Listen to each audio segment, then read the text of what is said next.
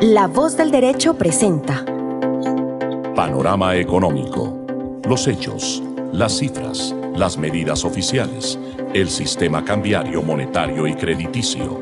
Dirige y conduce Luis Alberto Ávila.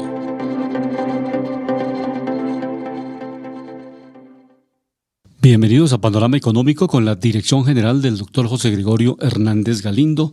Hoy les acompañamos Alejandro Velandia, Jimena Charri, Alberto Ávila, en el Control Master el ingeniero Luis Daza. Iniciamos con Panorama Nacional, todo lo referente con una nueva línea de crédito que Findeter ha inyectado al sector de las distribuidoras y las comercializadoras de energía en el país, porque con esta situación del fenómeno del Niño, pues varias de estas empresas tienen dificultades económicas, financieras, y pues le han pedido al gobierno el apoyo. Y en esto, naturalmente, la banca cumple un papel importante. El banco, los bancos oficiales, la banca, especialmente Banco Agrario para el sector agrícola, el banco Findeter, en este caso, que apoya a las entidades territoriales, y Finagro también, que apoya al sector agropecuario, Bancoldes para comercio exterior. Está todo ese aparato del sistema financiero nacional público que puede en un momento inyectar, y por eso la teoría de que el Estado es fundamental en el desarrollo, es empresas y Estado, pero el Estado básicamente es a través del Banco de la República, que también en algún momento le puede inyectar recursos a la economía si lo toma unánimemente la Junta Directiva del banco. Particularmente en este caso, Findeter tomó la decisión, la Junta Directiva, y vamos a escuchar al presidente, a Juan Carlos Muñiz, que es el actual presidente de Findeter, hablándonos precisamente de la cuantía y las tasas de interés que se asignarán para estos créditos a las empresas comercializadoras y distribuidoras de energía en Colombia. Tenemos una buena noticia para los usuarios del servicio de energía. Nuestra Junta Directiva nos aprobó la creación de una línea de crédito directo con tasa compensada por $1 billón para irrigar recursos de liquidez y capital de trabajo a empresas distribuidoras y comercializadoras de energía en todo el país. Es una línea que hemos venido trabajando de la mano con el Gobierno Nacional para que las empresas comercializadoras y distribuidoras de energía cuenten con la liquidez que les permita enfrentar los efectos del fenómeno del Niño, y que de esta manera se mitigue el aumento de las tarifas de energía al usuario final. La línea de crédito tendrá condiciones financieras blandas y plazos amplios, que las empresas distribuidoras y comercializadoras podrán usar no solo para liquidez, sino también para capital de trabajo. Así contribuimos con el mejoramiento de la calidad de vida de todas las comunidades de nuestro país. Estas son las declaraciones del presidente de Findeter, Juan Carlos Muñiz, comentando precisamente de esta línea de crédito por $1 billón, o sea, 1.000 millones de millones. Pues aparentemente es una cifra como grande, pero realmente esto para el sector eléctrico, para la transmisión de energía, todas las empresas comercializadoras y distribuidoras, pues la necesidad de capital es muy grande. Él lo ha manifestado para capital de trabajo y también para cubrir algunos pasivos, algunas deudas que tienen. Como todas las entidades, también las EPS hemos registrado hace muy poco tiempo que hay 3 EPS de las grandes, en el caso de Sanitas, de Compensar y de Sura, que también están en dificultades. El gobierno también, parte de los giros, le inyectó 10 billones a estas EPS, que pues es parte de lo que les giran por concepto de la unidad por capitación. Eso es lo que le da, o sea, más o menos 1.280.000 pesos gira por esta unidad por capitación por cada paciente que tiene una EPS, y más lo que nosotros aportamos como trabajadores, pues eso es lo que es básicamente la integración de lo que reciben las EPS en este momento. Entonces, repito, importante la labor del Estado aquí en Colombia o en cualquier parte del mundo para reactivar la economía, para no dejar que las empresas en un momento determinado puedan entrar en quiebra o suspender los servicios. También en este panorama nacional, hoy vamos a ver la perspectiva, cómo están viendo el sector financiero la perspectiva económica para el 2024. Y hoy la vamos a hacer con el ingeniero presidente de Davivienda, Javier Suárez, que nos comenta los principales indicadores, cómo ve la economía colombiana para el próximo año.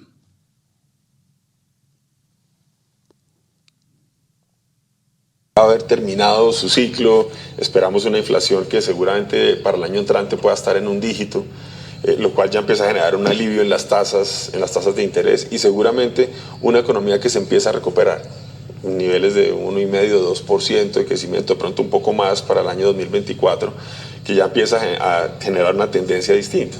Entonces nuestra mirada es una mirada optimista, no sentimos que el 2024 va a ser un año de un crecimiento espectacular, pero sí creemos que va a ser un año de transición positiva, ya saliendo de un ajuste que tuvo que tener la economía colombiana como las de todo el mundo durante 2023.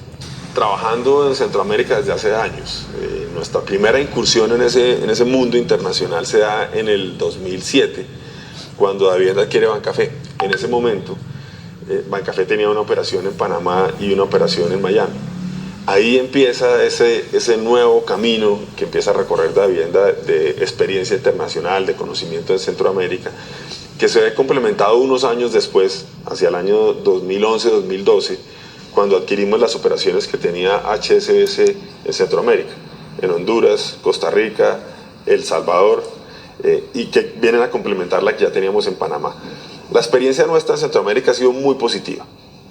De los bancos que encontramos en su momento a los bancos que tenemos hoy, son bancos que han ido ganando participación de mercado, que prestan un mejor servicio, son líderes en sus plazas en los indicadores de servicio, en términos de rentabilidad también vienen bien y en crecimiento también. Entonces, desde hace un par de años, este es un proyecto que lo anunciamos hace poco, pero realmente lleva un par de años en evaluación, es el de crear una holding que agrupe los negocios en Centroamérica. Por razones históricas, esos negocios provenían unos de Bancafé, otros de HSBC, y estaban como inversiones directas que Davivienda tenía en cada uno de los países. Y la forma más conveniente de organizar esa inversión es a través de un vehículo. En este caso estamos constituyendo una holding en Panamá que va a ser la dueña de esas inversiones, y eso nos da mayor flexibilidad, nos da una mayor claridad para transmitirle a nuestros inversionistas cómo es el resultado de la operación en Centroamérica. Entonces es simplemente recoger el resultado de esa holding, también para los movimientos de capital. Si una filial necesita, porque está creciendo, necesita mayor capital, podemos tomar los dividendos que recibimos de una de las otras filiales y colocarlo en esta otra que está teniendo un mayor crecimiento. Entonces finalmente nos da una mayor flexibilidad. Por ahora nuestros planes son esos. No tenemos en este momento definiciones sobre que queramos hacer decisiones de la operación en Centroamérica. Estamos muy contentos con la operación en Centroamérica. El equipo que tenemos en Centroamérica es de primera línea y vemos unas sinergias importantes entre la operación en Colombia y en Centroamérica. Entonces, fundamentalmente, la mirada nuestra es una mirada de organización, de facilidades, de estructura más sencilla, que incluso nos permite eventualmente invertir aún más en Centroamérica, donde vemos un potencial promisorio. Estas son las declaraciones y el análisis que hacen los banqueros, el sistema financiero colombiano, particularmente Javier Suárez, presidente de Davivienda. Yo tuve la oportunidad de trabajar con el sector, los bancos del sector cafetero, con Concasa en esa época, la Corporación Cafetera de Ahorro y Vivienda. Eso se fusionó, ¿verdad?, con el Banco Cafetero, y después el Banco Cafetero finalmente terminó la federación vendiéndolo a Davivienda. Por eso esta incursión, como lo dice el presidente, de entrar en los bancos en Centroamérica, tener en Panamá, tener negocios en Estados Unidos, porque ya el Banco Cafetero los tenía. Y esa es la razón por la cual hablamos de la multibanca a nivel latinoamericano. O sea, que Colombia tiene, a través del Banco Aval también, el Grupo Aval también tiene inversiones en Estados Unidos y en Centroamérica, y los bancos han hecho una excelente presencia en estos países, con rendimientos importantes, como lo expresa el presidente de esta entidad, que tiene unas captaciones y también una colocación de crédito muy importante en esta región de Centroamérica, y eso les representa unas utilidades importantes para las entidades. Ahora bien, lo que se está formando y que la Superintendencia Financiera ha aceptado es la construcción de holding, y esos holding quiere decir las empresas centrales o matriz que permiten captar recursos o fortalecerse a nivel internacional y a su vez ayudar a las filiales, a los pequeños satélites de la empresa, en este caso del grupo financiero. Este caso es el Grupo Bolívar, que es todo lo que es Seguros Bolívar, Davivienda, la constructora también del sector, y pues desarrollan proyectos específicos, entregando capitales cuando se requieren para proyectos que están en un momento determinado necesitando recursos para el cierre financiero. Esa es, dijéramos, la estrategia que está trabajando el sistema financiero a nivel internacional. Pero le damos la bienvenida a Jimena, que también vamos a hablar hoy de cómo estamos interconectándonos, cómo está la conexión de Internet en América Latina, un balance muy interesante que hace Jimena desde Los Ángeles, California, y hace una referencia también con China.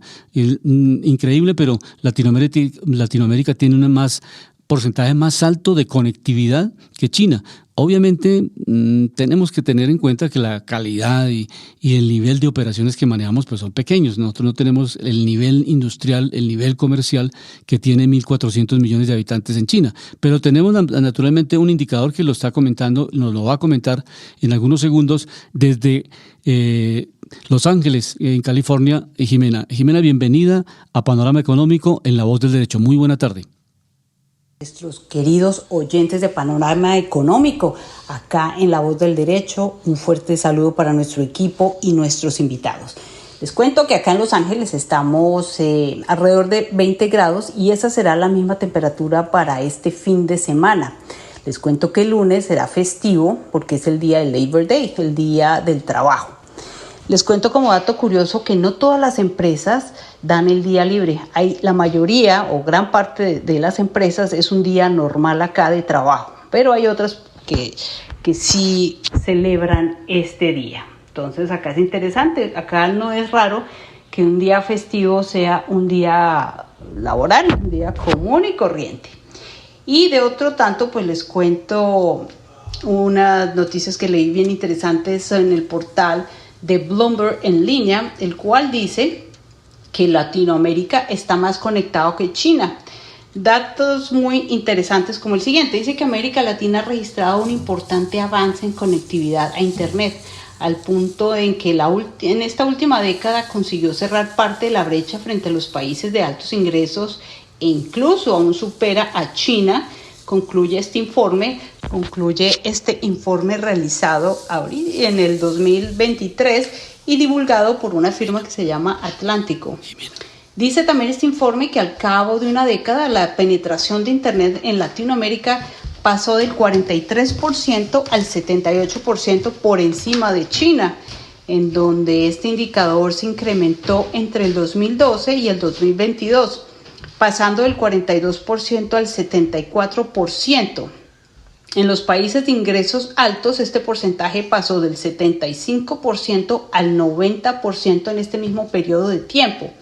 Dice que aunque en Latinoamérica aún se ubica atrás en estos mercados, se destacan principalmente los avances en materia de conectividad de países más avanzados en la región como Chile, en donde se incrementó del 55% al 90%. Le sigue Argentina con el 87%. En el 2012 era del 56%. Brasil era del 49%, ahora pasó al 84%. México antes estaba en 40% y ahora está con el 77%. Y por último Colombia, que estaba en un 49% y ahorita está en un 76%. ¿Qué opinan ustedes de estos datos? Y la pregunta que nos hacemos es ¿por qué China no tiene índices superiores de conectividad a Latinoamérica? ¿No? Esa sería ahí la pregunta. Sí, Jimena, pues realmente es una pregunta que la tenemos que evaluar desde distintos ángulos, porque realmente lo comentábamos hace unos minutos, China es un país con 1.400 millones de habitantes, mucho más grande que nosotros, pero estos indicadores que entregan los estudios latinoamericanos que gentilmente lo ha analizado Jimena, pues dan que nosotros tenemos un índice mayor de conectividad en América Latina, pero eso no significa que el nivel de negocio nuestro sea mayor que el de China. Podemos tener más operaciones, pero son pequeñas operaciones que no dan, el volumen. Volumen, exactamente. Pero le ganamos en eso y pues nos da una especie de contentillo, profesor Alejandro. ¿Cómo le parece? Profesor Luis Alberto, Jimena, Charry, muy buenas tardes. Mis estimados colegas del equipo, ingeniero de sonido Luis Daza y director José Gregorio Hernández Galindo. Precisamente estamos hablando, obviamente China ha crecido mucho, pero China se viene desacelerando, profesor Luis Alberto y Jimena, porque empezaron los bloques a empezar a proteger sus intereses, ¿no? Recordábamos que el tema, profesor Luis Alberto, de los chips, los que manejan y venían teniendo un protagonismo muy grande eran Corea, pues algo China, pero el actor más fuerte es Taiwán. Estados Unidos también. Entonces, obviamente, no sé si ustedes han visto que con la entrada de Argentina, de próxima entrada de Arabia Saudita y otros países del Golfo Pérsico, estos países están deslindándose un poco de lo que era el eje occidental, ¿no? ¿Qué se puede ver y qué puede estar repercutiendo acá? Recordemos que Estados Unidos es socio principal de Colombia. Es nuestro gran aliado y obviamente es importante siempre tener todas las puertas abiertas en comercio, porque obviamente eso es lo que permite más oportunidades. Pero profesor Luis Alberto, entrando con datos a nivel internacional de inflación, miramos los últimos movimientos, a ver cómo se está comportando el planeta y cuáles son los países a destacar por baja inflación. Miramos que Asia, que recordemos que es de los continentes que más está jalonando el mundo. Recordemos que Asia, pues están países como Rusia, China, India, que hace parte de los BRICS, también lo que es Asia Menor, donde está Singapur, Malasia. Miramos a Afganistán, recordemos que pues obviamente esto es un país que ha tenido muchos problemas, tiene una inflación negativa, profesor Luis Alberto, menos 6.5%, inflación negativa, ¿no? China entró en inflación negativa también, ya que estábamos hablando de China, entró en menos el 0.3% a inflación negativa.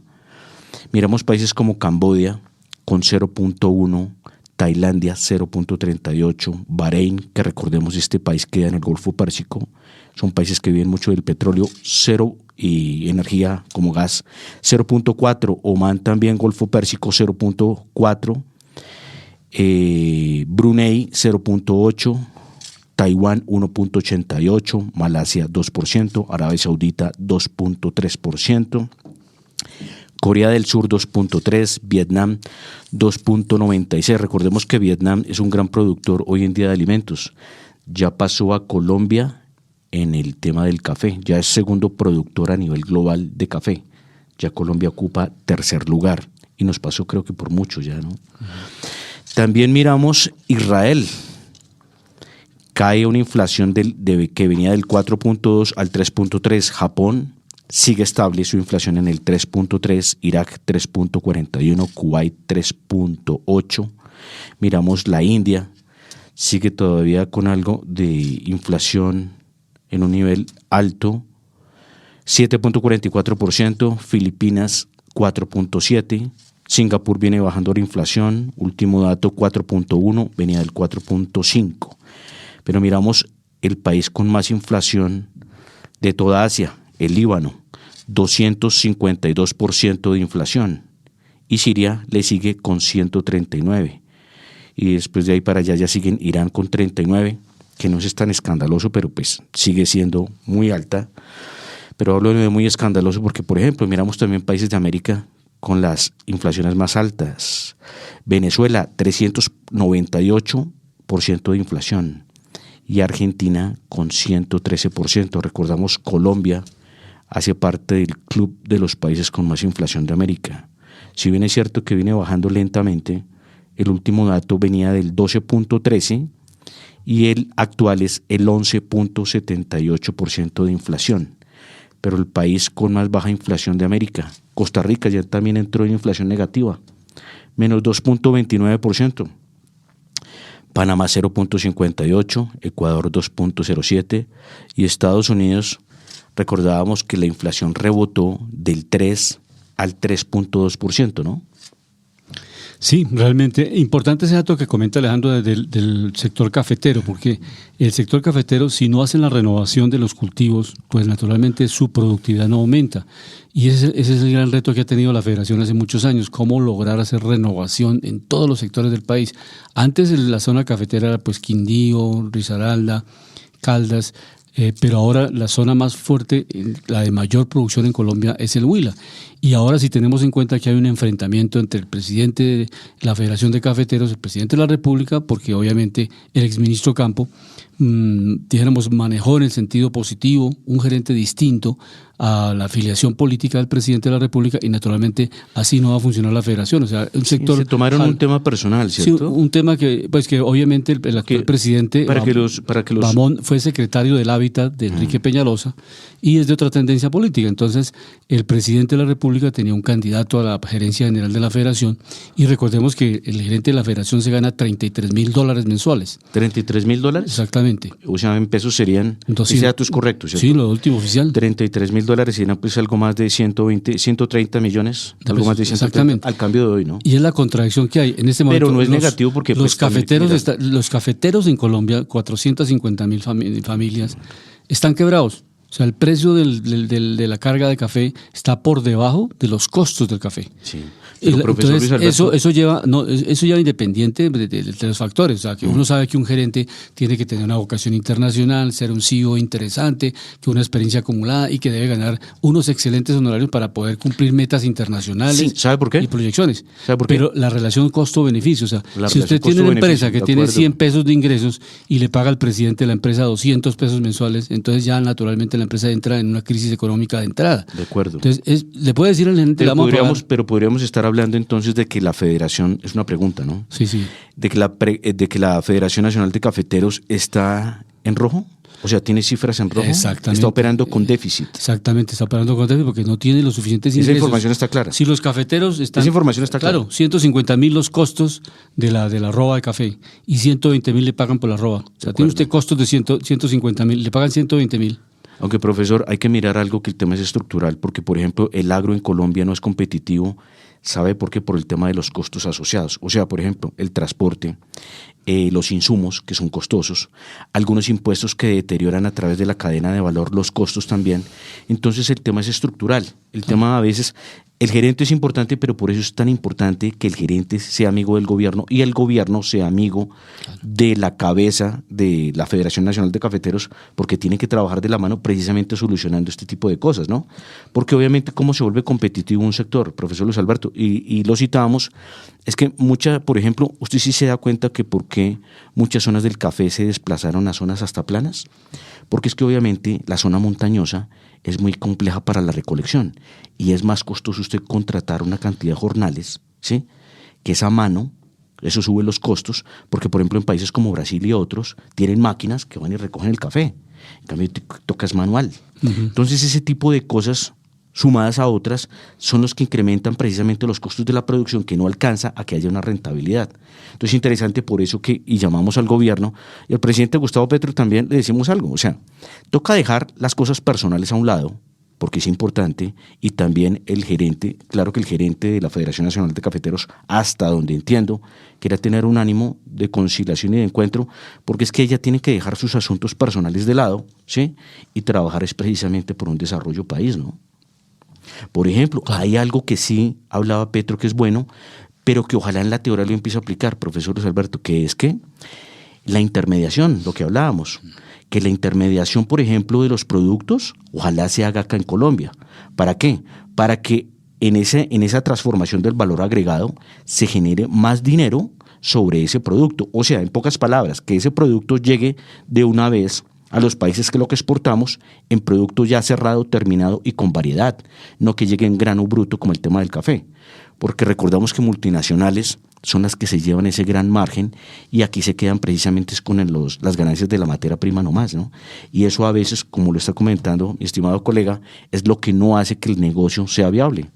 Sí, definitivamente lo reconocen los mismos cafeteros, ellos los comités son autónomos, pero el gobierno, el Fondo Nacional del Café, aporta unos recursos. Entonces, en la medida que el gobierno sea el siguiente, tiene una participación con aportes de los recursos del presupuesto nacional para ayudar al sector cafetero, que si bien es cierto es privado, tiene aportes de los recursos de la nación, entonces naturalmente el gobierno tiene que incidir y por eso es que se requiere una convergencia de los dos sectores, o si no, grave para la industria cafetera. Y repito, el problema es renovación, porque si no hay renovación de los cafetales, pues esos cafetales viejos no producen lo mismo. De acuerdo. El número, la productividad por hectárea se cae. Esa es la relación. Porque cada árbol tiene su nivel de vida. O sea, su nivel de vida. Exactamente. Y su nivel de producción tope, ¿no? Exactamente. Y calidad también. Estados Unidos, hay un dato interesante que nos ha llegado, 187,000 empleos creó este mes que termina, y pues es un dato que pues se quería que se creara más empleo. Es un dato por debajo y eso le permite a la Reserva Federal que todavía... Por debajo de lo que esperaba el mercado. Lo que esperaba el mercado, exactamente. Entonces, eso da para que la Reserva Federal, por lo menos los analistas en los Estados Unidos, han manifestado, no sé cómo usted lo ve, Alejandro, que no va a subir la tasa de interés, la van a mantener estándar, o sea, en el nivel que se encuentra, 5.25, y no va a tener ninguna alteración. Sí, de acuerdo. Recordemos que la tasa de la Reserva Federal en Estados Unidos es el 5.50. Recordábamos que recordábamos que la última subida habían sido 25 puntos básicos. Y esto que dice mi estimado colega, que los analistas están viendo, pues es lo recomendado y lo ideal, ¿no? Que obviamente como no se generó la expectativa en el volumen de nuevos empleos, obviamente lo que trata de hacer el Banco Central ante esta cifra es no seguir subiendo la tasa, porque esto generaría un poco más de desaceleración en el crecimiento de nuevos empleos, ¿no? Es correcto. Que es lo que miden los analistas para tomar decisiones en el mercado. Por eso es tan interesante que este programa, ojalá también lo vea gobierno, porque es que acá desglosamos y tratamos de hacer seguimiento en qué es lo que sirve y qué es lo que no sirve. Mirábamos, profesor Luis Alberto, mire, y yo lo dije, y Jerome Powell tuvo esa dinámica y me pareció interesante porque muchos se preguntaban, profesor Luis, cuando estaba la tasa en el 5.25 en Estados Unidos, la inflación estaba en el 3% en Estados Unidos. Y él subió 25 puntos básicos junto con la Junta de la Reserva Federal, y muchos decían, oiga, pero ¿por qué le va a subir si viene bajando la inflación y ya está en el 3%? Recordemos que la meta en Estados Unidos es el 2%. Pero él subió 25 puntos básicos y ¿sabe qué sucedió? Inmediatamente en el mes siguiente la inflación en Estados Unidos se disparó al 3.2%. Entonces sí se estaba previendo algo y sí tomaron una buena decisión.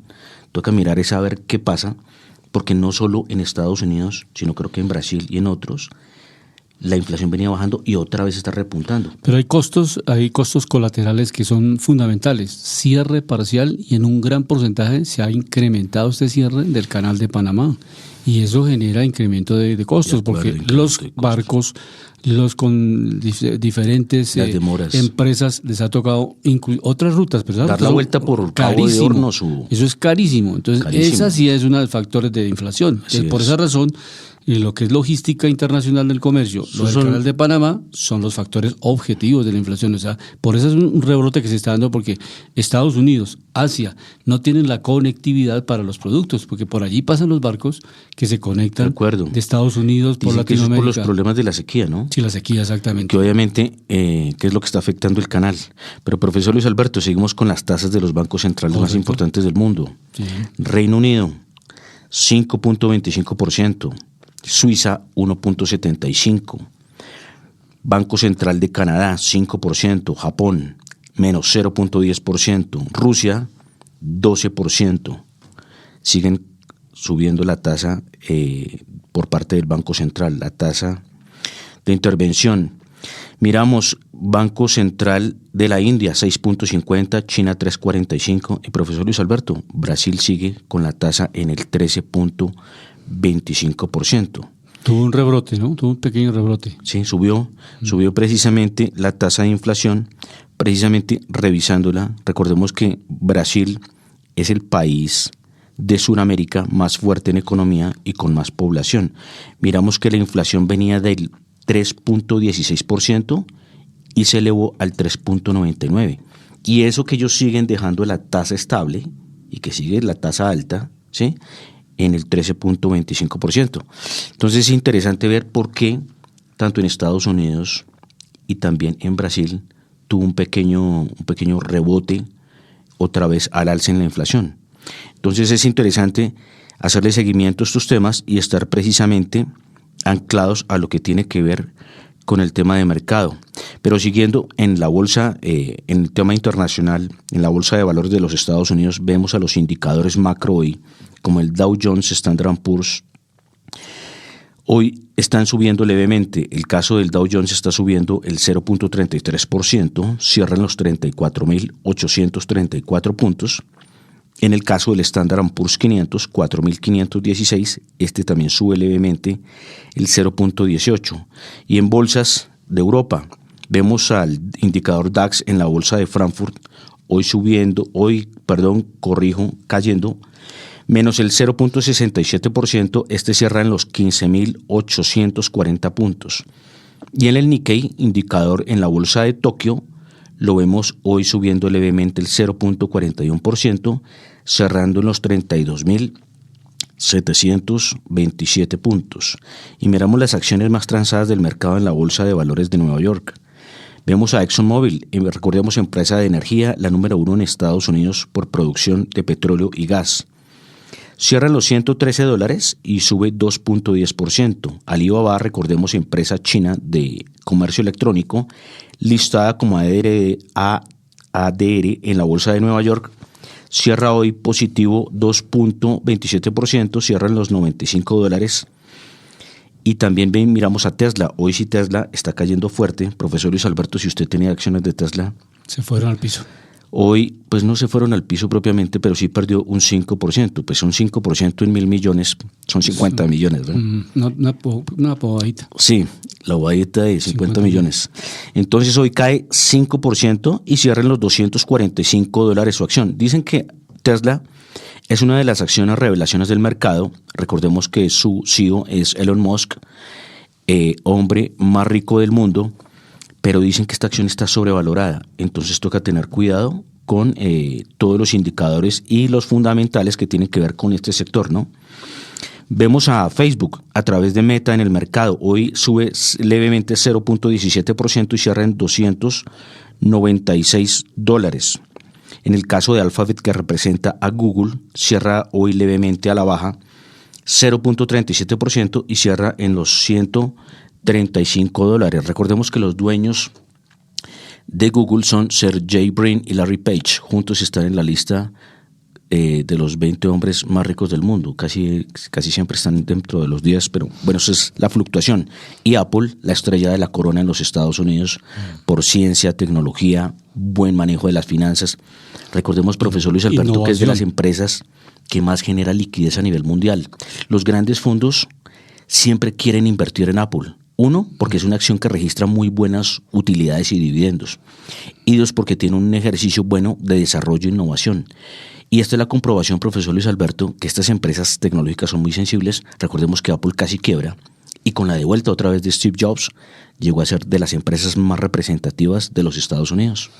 Perfecto. Por el lado de Venezuela, pues tenemos los bonos. Un bono de la petrolera subió el 160%. ¿Cómo explicar eso, Alejandro, que subió el 160%? Porque sencillamente pues hay una expectativa de que pues, se venda esta empresa. Venezuela hace más de 6 años tiene bloqueo económico de Estados Unidos, no se han levantado las sanciones. Hay conversaciones entre el gobierno de Biden y el presidente y el equipo del gobierno del presidente Maduro. Estados Unidos no reconoce al presidente Nicolás Maduro. Pero hay, sin embargo, a pesar de las diferencias, como todo, así pasa con Corea del Norte. Corea del Norte puede tener todas las diferencias con Estados Unidos, pero siempre hay unas comisiones de diálogo, de conversación. Es lo importante. Políticamente. Y mire, usted lo ha dicho algo, y eso se transa no solo a nivel gobierno, empresas, claro, sino a nivel personal también, que nunca cortar esos lazos de comunicación. Claro, porque eso permite restablecer actividades comerciales. Y llegar a concertaciones. Por ¿no? eso este bono subió, es una de las explicaciones, no pueden haber otras explicaciones, que subió el 160%, porque no es lógico que suban los bonos de la petrolera venezolana. Pero ¿por qué sube, profesor Luis Alberto? Hay que explicárselo a los oyentes. Sube es por la expectativa precisamente de que a la empresa le quiten los embargos y asimismo pueda generar y aperturar más negocios y rescatar otra vez activos que estaban congelados, ¿no? Es correcto. Entonces, esa es la dinámica y la expectativa que hay. Vamos a ver si se logra y pues el ideal sería ese. En América Latina se necesita de Venezuela y de integración económica. Ahí hay un potencial valioso de minerales, de coltán, de muchos elementos fundamentales para la producción de los carros eléctricos, para la producción de la transición energética, para la transmisión. Dicen los expertos que si no hay transmisión eléctrica o transmisión de energía, tampoco hay transición. O sea, si no tiene usted una buena transmisión de esa energía, usted está bloqueado. O sea, entonces, por eso no podemos tener geográficamente una región como Venezuela aislada, porque es el paso obligatorio para otros países. Entonces, la integración implica eso. No solamente un problema político, claro, que es fundamental, pero el económico, siendo un vecino de 2.600 kilómetros de frontera, pues para Colombia es fundamental. Si Venezuela estuviera en una producción de 4 millones de barriles, nosotros tendríamos una exportación nuestra de agroindustria de Venezuela muy importante, pero no podemos exportar porque Venezuela no tiene capacidad de compra en este momento. Buenísimo. Y somos complementarios y seríamos muy buenos complementarios. Había un proyecto muy bueno, profesor, ya que está hablando de Venezuela y Colombia, de sacar mucho petróleo a través de Colombia en oleoductos que lleguen al Pacífico y del Pacífico enviarlo a Corea, a China, a Singapur y a todos los países de Asia Menor. Entonces era interesante y muchas de ese anclaje sería muy positivo, por ejemplo, para empresas como Ecopetrol.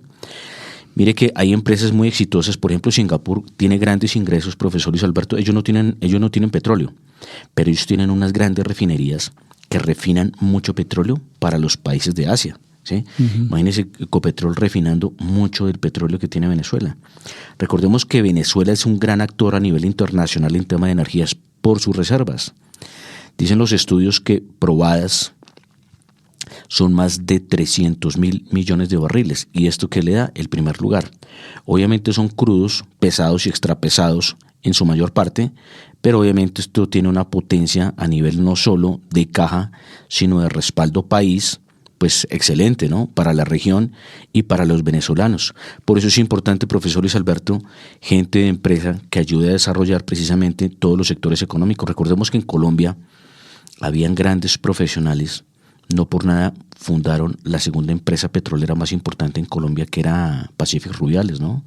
Recordemos que esta empresa llegaba a producir, profesor Luis Alberto, de 200.000 en Colombia, una empresa pequeña, que había empezado pequeña, de 200.000 a 250.000 barriles diarios, que eran los campos de Rubiales en el Meta, ¿no? Y que supuestamente con esto se quedó Ecopetrol.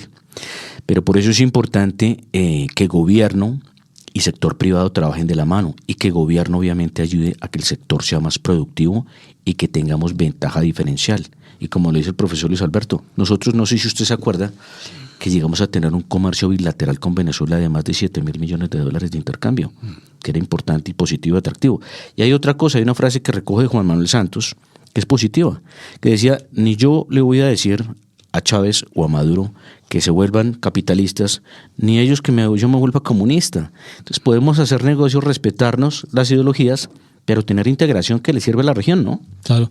Lo mismo que pasa con China, pues tiene otro sistema económico interno y un partido comunista, y todos los países del mundo tienen que ver con China, porque el comercio, pues naturalmente es tan dinámico el comercio mundial que es imposible no contar con China. Profesor, ¿y si no, porque los BRICS los tienen como un país estratégico? Rusia, China, Brasil, Sudáfrica, la India, pues están ahí integrados y saben que tienen 40% de la población del mundo y una parte estratégica del Producto Interno Bruto Mundial. Entonces, ahí está, independientemente de la diferencia que hay entre Brasil es capitalista, pero China es un país que tiene un híbrido, ¿no? Tiene una producción capitalista hacia afuera y un partido comunista adentro, pero de todas maneras tiene unos principios autoritarios, no hay una democracia. No hay una democracia. Pero de todas maneras los países estamos interesados. Son extremadamente autoritarios. En negocio. Y mire que en el tema capitalista tiene un híbrido también, porque ellos a veces no respetan mucho la propiedad privada, más sin embargo promocionan mucho la producción y la competitividad a nivel de empresas, ¿no?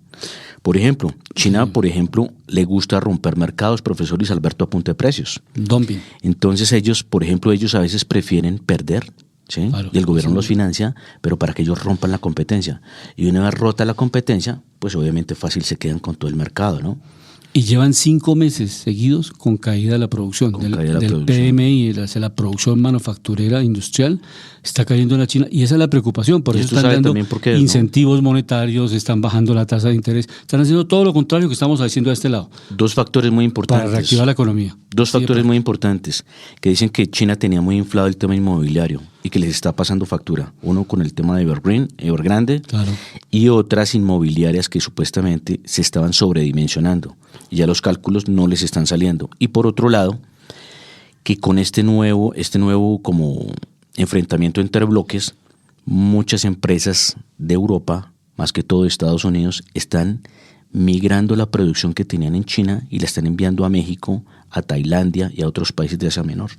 Entonces es algo positivo, le quieren quitar ese poder a China, porque es que obviamente recordemos que China, profesor Luis Alberto, el socio más importante de China, ¿cuál es?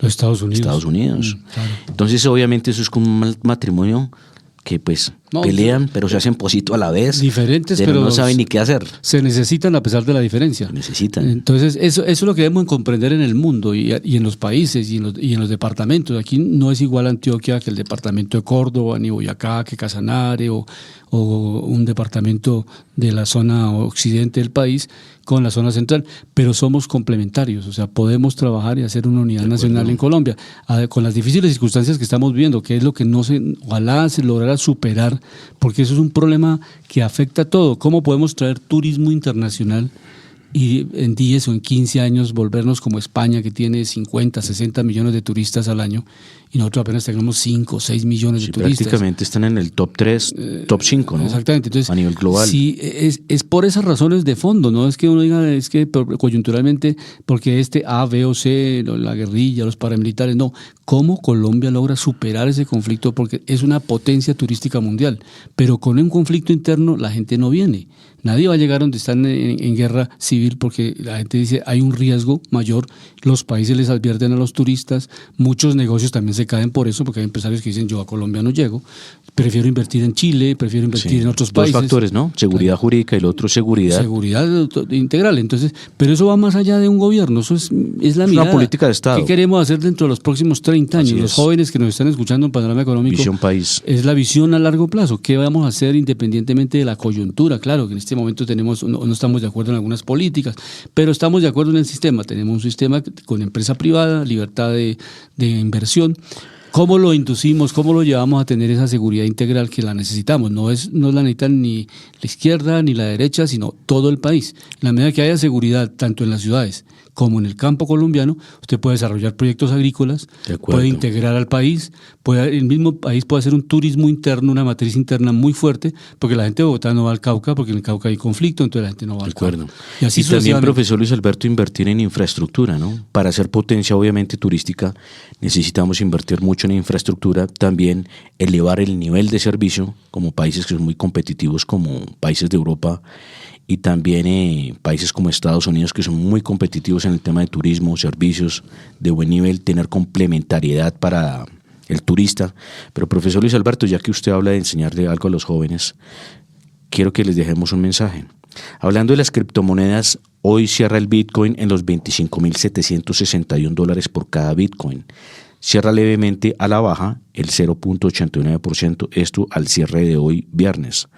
En el caso de Ethereum, $1,629 por cada Ethereum y hoy cae 1.14%. Veamos a Bitcoin el mes pasado, rondando los 29, 30 mil, sigue bajando 25.000.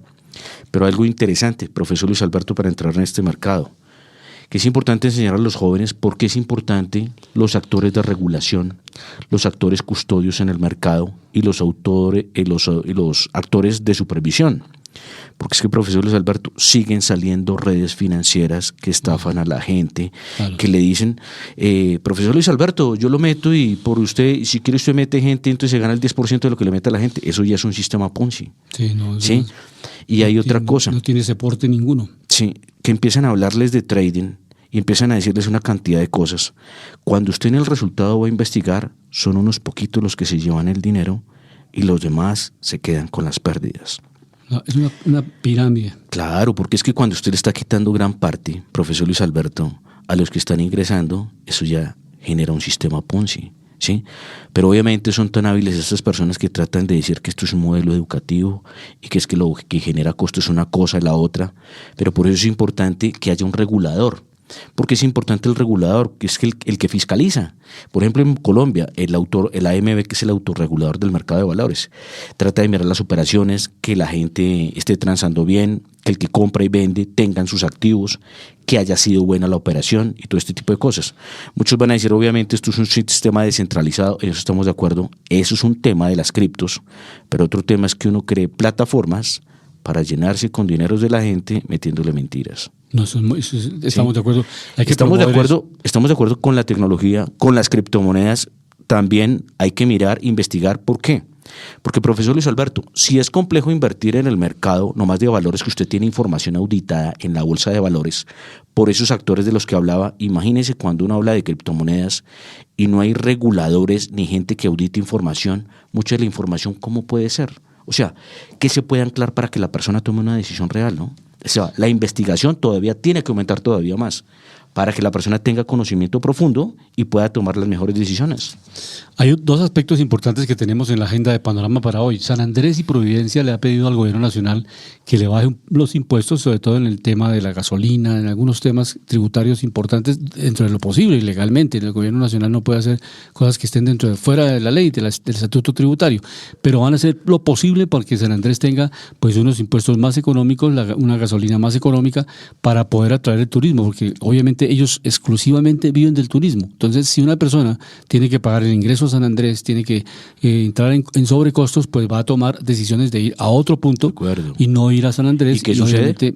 Se entra en crisis económica la isla. ¿Y por qué? Porque ya la isla, comparada con otras islas del Caribe, pues tendería a ser más costosa, ¿sí? Claro. Y recordemos que hay islas del Caribe con mejor infraestructura hotelera que el mismo San Andrés. Por ejemplo, podemos hablar de las Bahamas, que tiene una infraestructura República nivel Dominicana. 10, República Dominicana, y otras islas que tienen el Caribe, por ejemplo, como Curazao, Bonaire. Entonces la gente empieza a testear, ¿sí? Sí. ¿Qué es más barato? Entonces nosotros tenemos que siempre tener esa ventaja comparativa, no solo en precio, y que sigamos creciendo en tema de calidad, ¿no? Exactamente. Y también se anuncia que subirá a 14.000 pesos el galón de la gasolina en el mes de septiembre.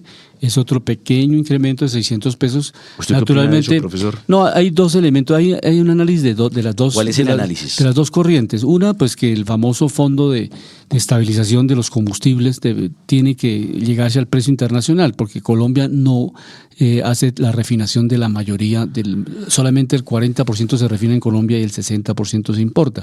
Y al importar gasolina... Se importa la gasolina, ¿no? Se importa la gasolina. Hablamos del refinamiento de petróleo. El refinamiento del petróleo en Cartagena y en Barranca Bermeja. Son las dos refinerías que tenemos más grandes. El ideal sería...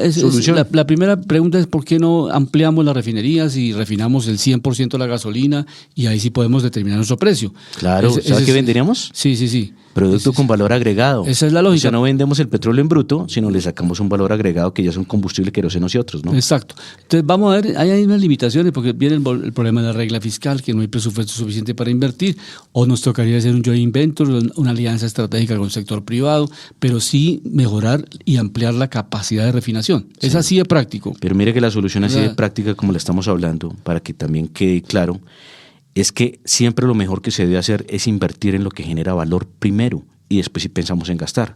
Entonces lo primero es ayudar precisamente a que Ecopetrol se vuelva más competitivo, ojalá pueda refinar todo su producto para que ahí sí vaya de la mano con el argumento que dice el presidente, que la intermediación se quede acá. Entonces por eso hay que enseñarle también que primero hay que invertir para poder recoger. Si uno quiere que, por ejemplo, un árbol frutal le dé primero productos, pues toca sembrar esas semillas, cuidarlas y hacer que precisamente con esa acción de siembra y con ese cuidado y con esa inversión primaria, obviamente se agrande el aparato productivo. Recordémosle también a los colombianos, profesor, que el principal producto de energía de Colombia es la energía, ¿sí? Que entra primer renglón petróleo y después carbón. Entonces es importante estos activos que son tan vitales y esenciales para el planeta. Pero miramos tema de materias primas. Miramos hoy petróleo en Colombia, que obviamente es importante para Colombia. En el caso de la referencia WTI, hoy está subiendo 2.86% y cierra en los $86.02. En el caso del Brent, cierra en los $88.78 y sube el 2.25%. Y otros importantes como refugios también sirven y tienen utilidad en la industria. Es el caso del oro, que hoy sube levemente el 0.01% y cierra en los $1.966. ¿Cómo van sus posiciones en oro, profesor Luis Alberto? No, en punto neutro, no hemos subido las inversiones en oro. Punto neutro. Sí. Recordemos que el oro sirve mucho para momentos de mucho nerviosismo, ¿no? Más sin embargo no se ha caído, sigue dentro de sus máximos históricos, 1900, recordemos $66. Y la plata hoy sí cae menos el 1.10% y cierra en los $24.54. Y vamos a ver esto, profesor Luis Alberto, cómo le está pegando aquí a Colombia esta noticia del petróleo. Miramos Ecopetrol, profesor Luis Alberto, a celebrar, no sé si usted ya recompró o vendió las acciones de Ecopetrol. No he comprado, pero están subiendo de precio. Profesor, sigue rebotando al alza. Sí. Hoy cierra en 2.440 pesos la acción de Ecopetrol. Sube 2.08% al cierre de la semana. Sí, no, ahí está, es la importancia de cómo se va manejando desde el punto de vista corporativo, de gobierno corporativo las empresas. Entonces, en eso está Mauricio Cabrera, hay varios gente que ha trabajado en el sector financiero, que hacen parte. Saúl Catán, recordemos que es el presidente de la Junta Directiva de Ecopetrol, ¿no? Entonces hay varias personas muy conocedoras del sector que le dan inyección y le dan seguridad a los inversionistas desde otra óptica, a nivel nacional, a nivel internacional. Por pero, eso parte de la cotización de la empresa y está pensando en esa diversificación, en la transición. Y el presidente, el presidente de la empresa, Ricardo Roa, como lo hemos escuchado acá, ha manifestado que la empresa presidente ejecutivo, ¿no? Ejecutivo, exactamente, que lo nombra la Junta Directiva, pues ha manifestado continuar con los programas de exploración, de explotación, ha venido ampliando el tema de gas, ya se han encontrado nuevos yacimientos de gas, que eso hace parte de la exploración. Que obviamente eso venía desde atrás, ¿no? Venía atrás, pero no recordemos, no de acuerdo, es una cadena positiva para el país como tal. Es muy bueno. O sea, lo que queremos comentar con esto es que viene de atrás, es porque viene el comentario, porque es que recordemos que estos estudios, estos desarrollos se demoran años a veces, ¿no? No, eso es cierto. Entonces, por eso es importante, profesor Luis Alberto, ya que hablábamos de... Si no hay exploración ahorita, en 10 años no tenemos nada. De acuerdo. Entonces, por eso es que era que hablábamos en el programa anterior o en los programas anteriores, que aparte de que el gobierno ya esté cambiando un poco el argumento sobre el tema de los energéticos y de la exploración, ¿sabe que es interesante hacer un llamado para que esto de verdad cambie? Que hagan una nueva ronda exploratoria. ¿Sí? Porque con esta nueva ronda exploratoria, ¿sabe qué empieza a suceder? Lo mismo que está pasando con Ecopetrol. Las expectativas inmediatamente positivas. El país empieza a entrar mucho dinero y empiezan a entrar muchas empresas para poder desarrollar este sector. Y como usted lo decía, también podemos traer una empresa que nos haga, que podamos hacer joint venture, beneficio compartido, para acabar de transformar el petróleo aquí en Colombia 100%. Y vender los productos con valor agregado. Recordemos que el petróleo no solo saca combustibles, sino muchos productos en petroquímica que van para muchas industrias, ¿no? Perfecto. Es interesante comentarle a toda la gente que, pues hoy a los taxistas que tienen la movilidad de la ciudad, que les van a dar un precio especial.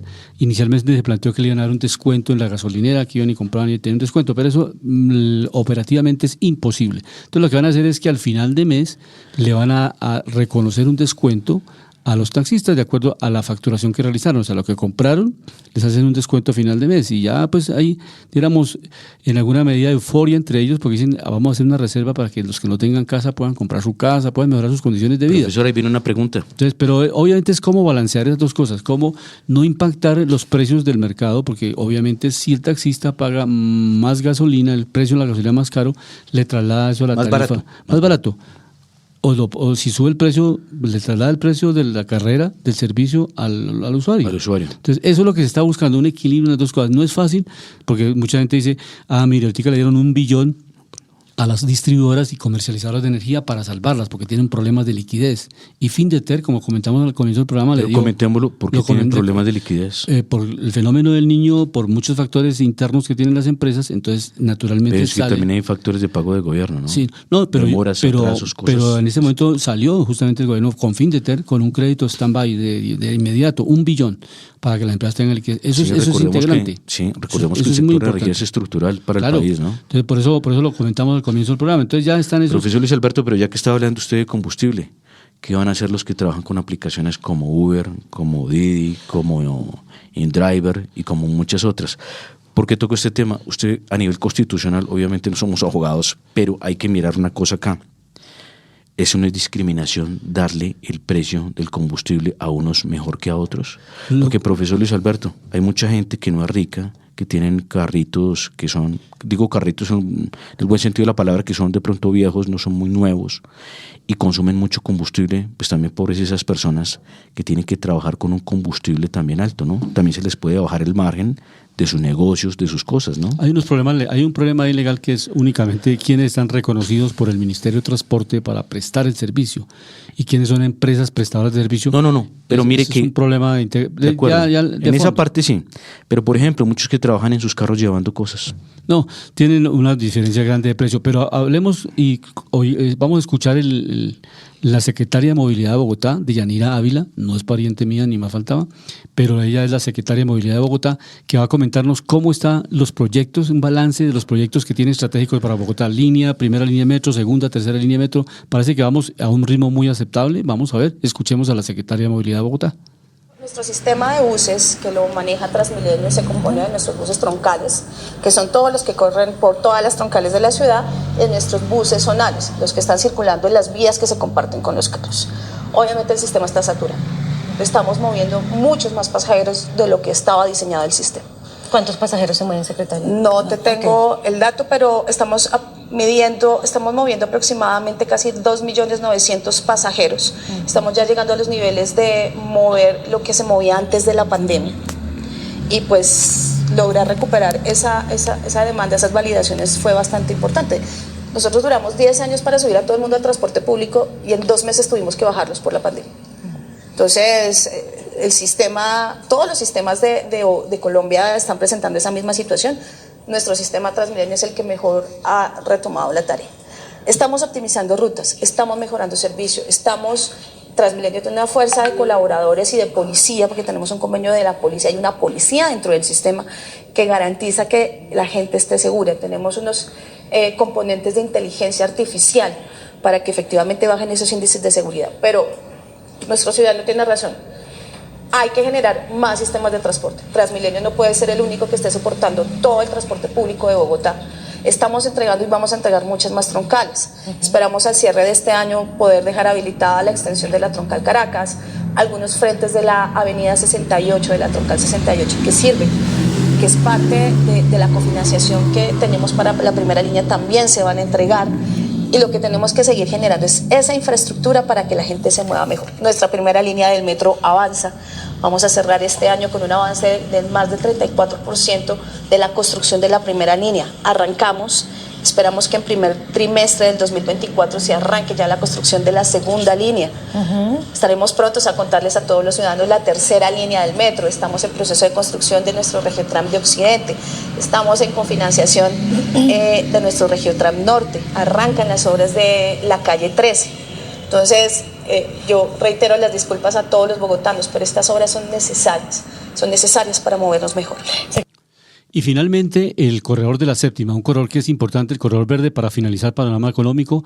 Los cuatro candidatos a la alcaldía: Gustavo Bolívar, Rodrigo Lara, Carlos Galán, se me escapa el otro candidato, y Diego Molano, firmaron una carta diciéndole a la alcaldesa de Bogotá que no firme el contrato todavía del corredor verde por la séptima, porque obstruye, restringe el tránsito de carros particulares desde, pues obviamente, la 26 hasta la 94, los manda por la carrera 13 y los manda por la circunvalar, y se va a formar un trancón, un taco tremendo, una inmovilidad en la ciudad muy grande.